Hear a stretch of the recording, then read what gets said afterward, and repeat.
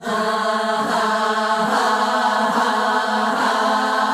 jouduin sekä kaupungin että tämän hoivafirman mustalle listalle.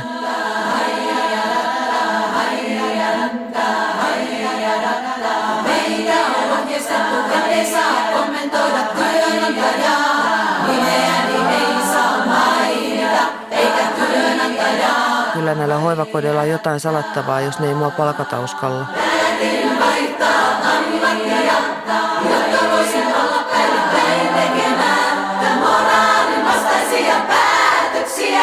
Moraalin vastaisia päätöksiä. Yksityinen palveluntuottaja, niin toiminta on tehokasta. Täällä kunnassa liian paljon on salaisia asioita. Toivoisin, että tämmöinen hyvä paikka olisi, mikä meillä on nyt vaimolla. Annat sinä mulle pusun. Asukkaita piti jättää pyörätuolin päiväksi istumaan. Ja laittaa heidät turvavyöllä kiinni, etteivät valuisi lattialle.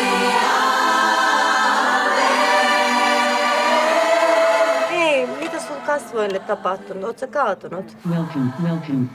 Me ollaan kaikki dillejä ja späätus ja ajanvietettä. Ja kaiken helvetin humpan keskellä oli vainaja vielä paikoillaan nopea ja tehokas. Pitää